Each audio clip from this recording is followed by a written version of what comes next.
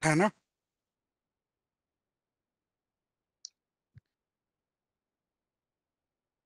Tanner, we can't hear you. You're on mute, Tanner. Okay. Give him a second. He's trying to figure it out. Mhm. I had a little problem with my sound getting on today as well. Oh, here we go. You'll have to excuse me. I'm used to Zoom. Okay, so let's go ahead and jump right in. Good afternoon, everybody. Thank you for having me. We'll go ahead and get started. Of course, as always, if you have questions, I'm not sure if WebEx has a chat, but if you do, please drop them in the chat. We have a couple of other people on the team, and then of course we'll have a quick Q&A at the end and an opportunity for you guys to give us emails and contact information as well for questions later down the road. Okay. So today we'll be touching on how far we've come with the program, some of the new program's most prominent components, our application process, our review process, and general enforcement mechanisms.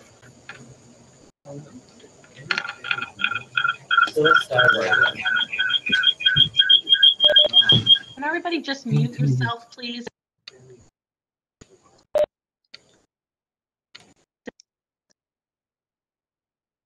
Okay. All right. Okay. So before the launch of the permanent program, the temporary program really gave restaurants new ways to stay in business during the COVID-19 pandemic and gave New Yorkers a glimpse into how our city streets could be reimagined. Then, of course, with anything new, there are lessons to be learned. With the temporary program, that included things like pests, noise, trash, public safety, and security concerns, right? So our journey began with that emergency order from several years ago that allowed restaurants to set up roadway cafes. And since that order, over 10,000 restaurants have participated in the temporary program. And over the last year, NYC DOT has been able to lay out the groundwork for a robust permanent program that really helps address a lot of those concerns mentioned in the last slide with the temporary program. So now we are preparing for program launch, which includes the debut of our marketplace, our application portal, and some other really exciting program components that we're going to share with you all today. One major cornerstone of the new permanent program is our program goals, which include expanding the program, cultivating equitable entry into the program, and one of the biggest pieces, upholding a standardized implementation of the program. Once we developed our program goals, we began developing some of the program's more basic components, right? And so this includes defining outdoor dining typologies and the introduction of outdoor dining seasonality, which allows for roadway cafes to be active April through November and sidewalk cafes to be active year-round. Additionally, DOT has carefully outlined the geography of eligible spaces, which is limited to public sidewalks and public roadways. Of course, outdoor dining may exist beyond those two public realms, but will not be regulated as a part of this DOT program. So you can see here kind of some pictures that highlight the public spaces this program includes and the private spaces this program will not include. We will also have a dedicated plan review team, which will be made up of a internal team at DOT, our external partners, and sister agencies within city government.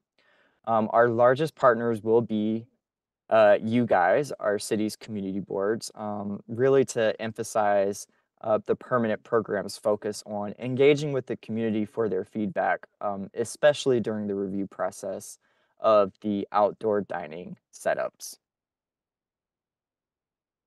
As alluded to earlier, the program will also include a directory of services, products, and custom designs for restaurant owners to utilize as well. We are calling this the Dining Out NYC Marketplace, which aims to provide restaurant owners with alternative means, with the hope being that the marketplace will simplify the search process, facilitate partnerships between restaurants and manufacturers, and also keep pricing competitive so small business owners can participate in this program. And with that being said, phase one of this marketplace is expected to include program related services and then eventually also include ready to make products and designs for restaurant owners to utilize. And so here you can see some pictures of kind of what those look like and what will be offered as a part of the marketplace for restaurant owners to use. So now let's get in to the application process for the program. Of course, as I mentioned earlier, the new program will feature a robust online platform that will enable restaurant owners to submit all required documents, track the status of their application, and even pay those fees online. This application portal will provide applicants the ability to be notified as their application travels through the review process and enable applicants to reach out to our review team at any time with questions or concerns. Additionally, our community boards will be able to access application specifics through the same portal using members' NiceNet accounts. So NYC DOT will, provide that access and then also provide feedback forms that will assist in relaying input from the community boards to our plan review team here at DOT. And of course, as with any city-issued license, restaurant owners will be required to submit specific documentation that will assist DOT in approving cafe setups. So this is kind of a quick list of those documents that we will be requiring. So that includes things like tax information, business license information, and then also pest control plans, insurance. So we're really trying to be comprehensive with this new permanent program. Restaurant owners will also pay a set of fees to participate, which will differ depending on the location and size of the setup. This includes the license fee, the revocable consent fee, and a security deposit. Some applicants may also have to pay a public notice fee depending on the setup option that they apply for. And of course, applicants will have the option to pay these fees online or in person. So you can see here the list of those fees, how often those fees would have to be paid, and when in the application process they will pay those fees. One of the great things about the new permanent program is that a portion of our fees will be tailored to the specific location of each restaurant, providing lower entry costs to our outer borough restaurants with the aim of increasing participation across all 5 boroughs. So DOT is making available a searchable map where you can type in an address and get an idea of how much those fees will cost before you apply to the program. So you can see on the map, most of Staten Island is in our lowest fee tier, with the exception of the New Dorp area, which you can see is kind of in this green box on the map. Temporary program participants, because I know this is kind of a hot button issue, our temporary program participants will have until August 3rd to submit an application to operate under the new permanent program. And once temporary participants have been issued a license to operate under the permanent program, they have 30 days to bring their setups into compliance. Temporary setups that do not apply before the deadline will have to be removed. And you can see this is an example of a temporary setup that will not meet our new design guidelines. And so we're using this kind of window to allow restaurants to kind of get their house in order and bring their setups into compliance if they wish. So now let's get into the review process. One thing to note is that our sidewalk and roadway setups will have different review processes, But for our community boards, the difference is negligible. Um, with our community boards, DOT will send out a notification once applications have been deemed complete and accurate. So they will come to us, we'll make sure their paperwork's in order, we'll make sure things are feasible. And once we feel like that is rounded off, we will notify community boards that we are ready for their review. For sidewalk setups, community boards are required to submit any feedback within 40 days of receiving that notification. And then for our roadway setups, community boards will be required to submit feedback within 30 days of that notification. And again, we will make sure everything's buttoned up, all of the documents are in order before we send that out to you guys for review. One major component of our review process will be ensuring the feasibility of cafe setups. Some items that our team at DOT will be reviewing include verifying siding requirements, verifying clearances are met, along with confirming that setups will not conflict with any upcoming road work or street improvement projects. So here is a nice visual that we have available on our website that is interactive. So anybody, restaurant owners, community board, the general public can click on these things and it will tell you the clearance that is required around those objects. So this is just a quick snapshot of some of the objects that we will be keeping an eye out for. And again, those things include street furniture, traffic signals, crosswalks, bus stops, really the infrastructure that you see every day on the road. And then as I mentioned earlier, that information will be available online through the Dining Out NYC Setup Guide. It is interactive, so you can click on all of these items that you see here, for example, in this screenshot. It will tell you the clearance, it will give you some more information about what those things look like in real life. And uses plain language again that's easy to understand and accessible for everybody in the community. We will also have a general resource page um, that will be available to the general public and restaurant owners as well. That will list clearances required by other city agencies, and then of course the rules and legislation that govern this program. And then lastly, our enforcement process. So DOT will be conducting initial inspections after the installation of these setups, and then routine inspections thereafter. We are going to be working with restaurant owners to bring any issues into compliance by issuing corrective action requests to allow the restaurant owner to kind of get their house in order. And we'll do that for 30 days, give them a 30-day window, and then any subsequent violations after may result in summonses. And then here's a list of enforcement comment concerns that DOT will be looking at or coordinating with other city agencies on, and these include abandonment, accessibility, the sound and noise issues that we heard a lot through the temporary program, cleanliness, lighting, and maintenance and upkeep of the setup. Again, our inspections team will be doing that initial, after installation, and then routine inspections thereafter. So I know that was quick. We will be making available a more detailed guide for our community boards so that you guys can kind of refer to that. And then in addition, we also have the fantastic Dining Out NYC website that has, again, that setup guide with all of the clearances. And then, of course, the legislation and rules that help guide this program as well. We have this QR code available.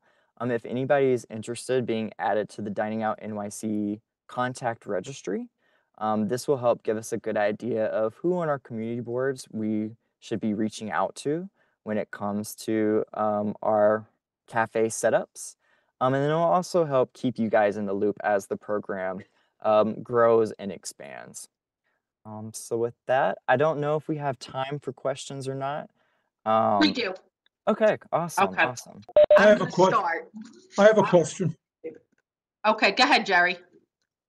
You've talked about sidewalks, you've talked about streets. Uh, In community board, 3 hour concern, or many people are concerned about, I'll use the term strip malls, where you drive in off the street and there's parking spots all along in front of the restaurants. And these restaurants have set up outdoor dining, taking away all of the parking spots. So where does that fall into your program of sidewalks or streets or Sure, yeah. open year round or open 6 months? Where are they? No, that's a really good question. So this program is really limited to the public sphere. And so with most strip malls, and of course this varies on a case by case basis, but most strip malls are on private property. And so because of that, the city's authority over private property is fairly limited. And so any outdoor dining setups that are located within private property are unfortunately out of kind of our jurisdiction as a part of this program.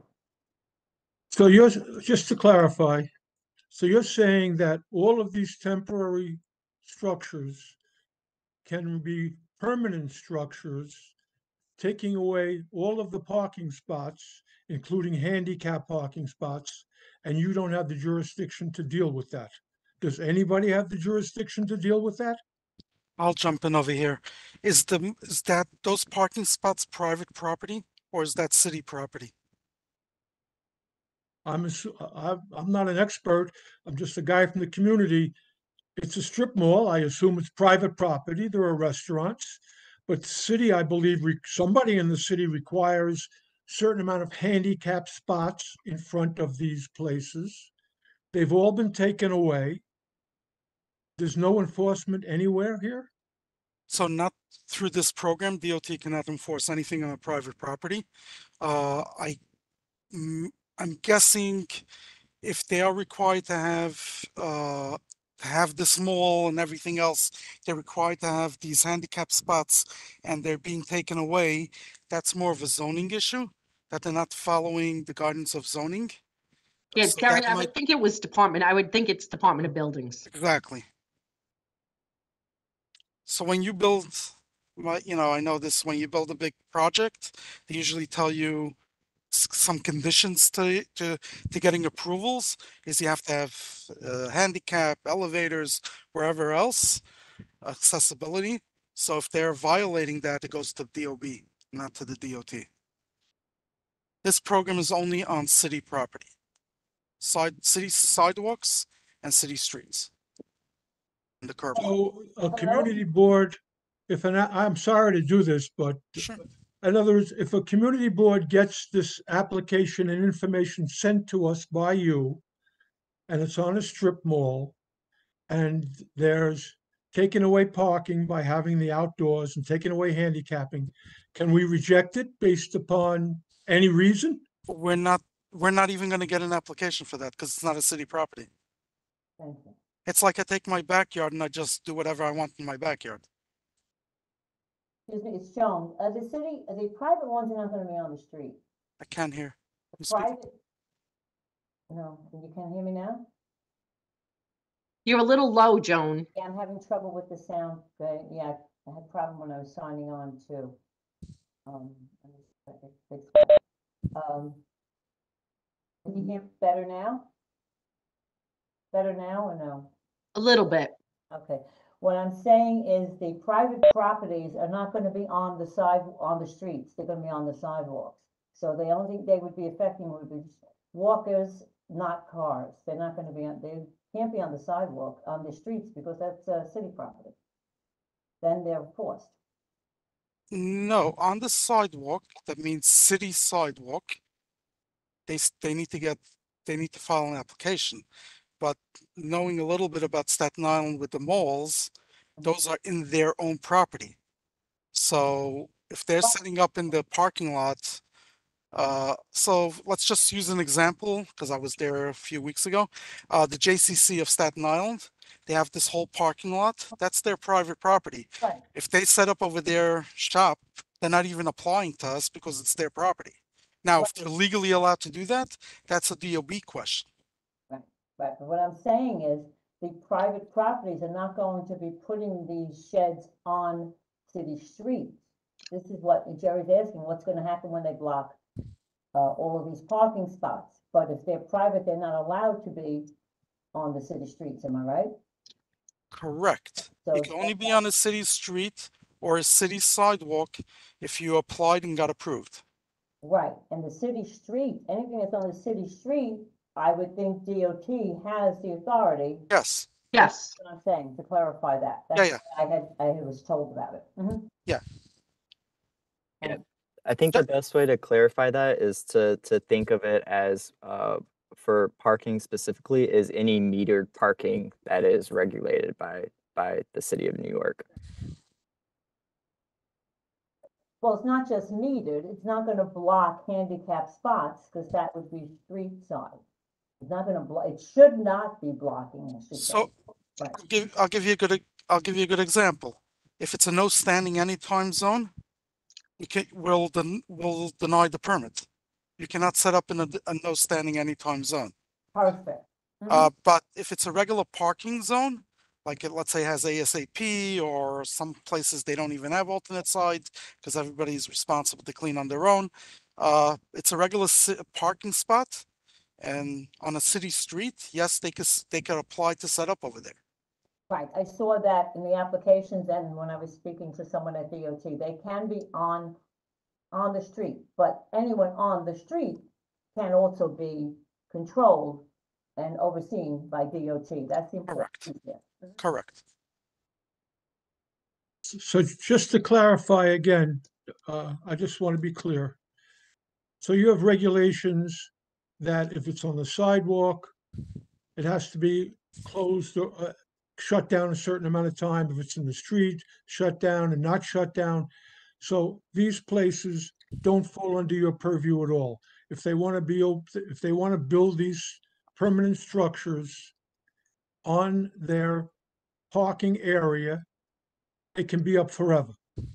Jerry, just to clarify, this is nothing new. DOT has never had any jurisdiction on anything inside of a parking lot. So this isn't changing anything. It's always been Department of Buildings, and Department of Buildings is still going to regulate that. Okay, it's my ignorance. I'm just asking questions. I Yeah, don't no, know. of course. Because it's DOB that determines how many handicapped, it's based on a formula, how many handicapped spots you need based on the size of the building and everything. So Correct. that would be DOB's job to enforce that if they're not living up to the requirements that were listed in, when they applied for their certificate of occupancy. Correct. And I just I- want to make another comment, what Jerry said regarding structures. The new program is not going to allow all these structures, basically. I mean, like the picture was shown in the presentation, you cannot build such wooden structures anymore. It's not going to be allowed citywide. Thank you. I appreciate that. You're welcome. Okay, I have two quick questions. The security fee, is that like set in stone now? Because it seems a little high. It's like more than the cost of both permits put together. Yeah, that's set in I know stone. some businesses are struggling now. It's a security deposit that's going to be held. It's $2,500. Okay, but my question is like, what if the business what if you have a long-standing business that isn't going anywhere and they're around for another 30 years? They don't get their money back until 30 years? Not sure on the answer on that. I'll have to get you an answer for that. So I do know that You the know? security deposits are refundable if they decide that at the end of the license term, they do not want to participate in the program. So the licenses are good for 4 years. Okay. And then of course, with any security deposit, if there's no serious damage or anything like that to city property, and of course that's a whole different story. But it really just depends on if they choose to renew after the expiration of the license in 4 years. Okay, and then I have one more question. The 30-day time frame that they have to bring, current areas into compliance. does this take into account, like, what if you're overwhelmed and you can't get to them within that 30-day period? Are they penalized for that? So If it's of no fault of their own, like, let's say they went and they legalized it for a week, within a week's time, they reached out to DOT, but DOT is swamped because you have all of these structures in 5 boroughs to go and inspect. I mean, would the restaurant owner be penalized for that? no. Okay. So if you have a current setup on sidewalk or street and you applied for the new program, Mhm. once your application is approved, you have 30 days to bring it into compliance with the new program. Now, when DOT if DOT shows up in 45 days to do the inspection, hopefully you're in compliance and you're good to go. Well, that's my Yeah. question, but they won't be penalized if DOT can't get to them within 30 days. No, why? Okay. We can only penalize something that we see that they're not in compliance. Okay.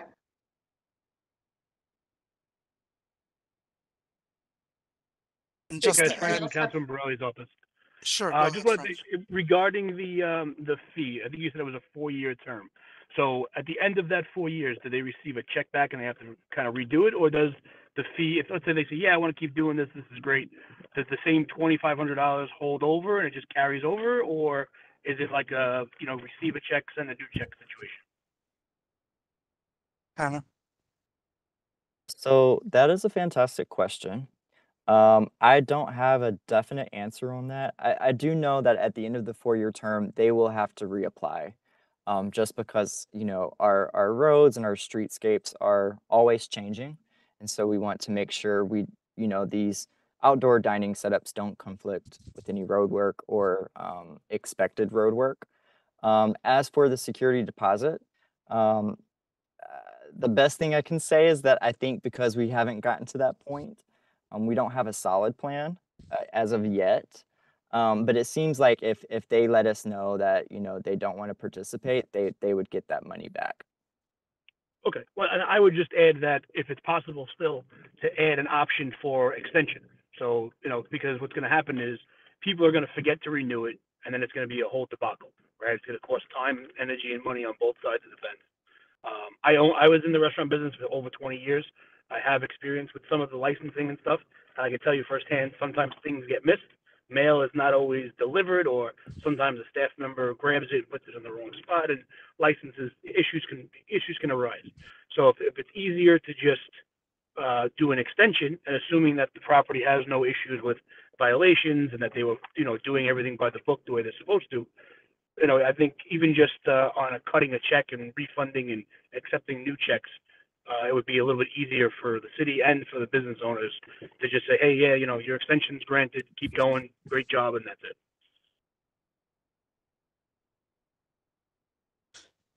it. They're still gonna have to reapply for another 4 years and pay the revocable consent fees and wherever else. So the only Right. question is, So, are we refunding the deposit and then they have to give a new one? We'll find out on that. well, but if they do it once, why wouldn't the same fees just continue and go forward? Why would they have to pay all over again? Because every 4 years, it's the revocable consent. It's a license. Right. So at the Applying end for of their 4 license. years, you offer an extension, and assuming that there's been no problems, Yeah, you but can even do another reinspection. Yeah, but they still have to pay the revocable consent for the next 4 years. So they just keep getting banged out. Okay, that makes sense. That's how the rules and the law was passed. True to form. It's fine. None of you guys, but it just is the way it is. Like I said, Yeah. I did this for over 20 years. I personally wasn't even really a fan of sidewalk restaurant stuff because I kind of felt it gave an unfair advantage to certain restaurants. But it is what it is. But it definitely helps a lot of people, so I'm all for it. But I just think simplifying it for people going forward, and in 4 years, there's going to be a lot of problems, I think, with people trying to reapply and not knowing they have to spend more money and do all these things. So if anything, I would just make sure that there's a 6-month window prior where people are alerted to the fact that they'd have to reapply. Sure. I have a harmless question. Go ahead, Jerry. Is this presentation that you showed today available to the community board manager and so on? Yes, I emailed it to Roseanne's team. Is anybody from Roseanne's team on? The commissioner, the borough I'm commissioner? here. We'll forward it out. Thank you You'll very much. forward I it, appreciate that. Victoria, if you'll send it Yes. to me, I'll include it in the minutes. Great. Thank you. Do any members have any more questions for DOT? Okay, thank you for coming for a very informative presentation. You guys You're could welcome. leave if you want. We just have some housekeeping. If you want to stay, you're more than welcome. And I just want to put this out there. The last slide was our email address. If anybody has any questions, any concerns, diningoutnyc@dot.nyc.gov. Okay. Thank you again. Thank you. Thank you Thank very you, much, everybody. everybody. Have a great day. Thank you. Okay. Moving right along, we did not have any correspondence this month. Does anybody have any old business to bring up? Does anybody have any new business to bring up?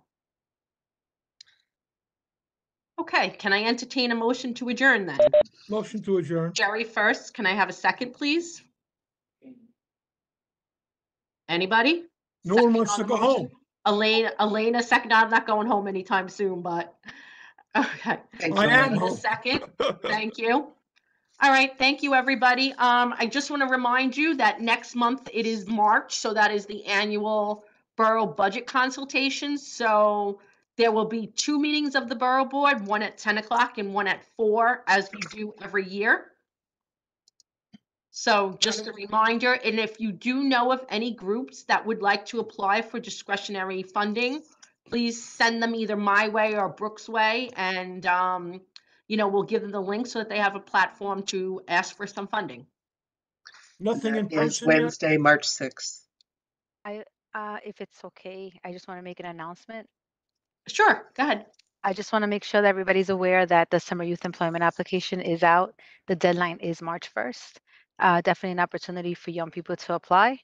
And just making sure that it's aware for everyone. That's one. And that, DYCZ is here if you need anything along the way. Thank you. Okay.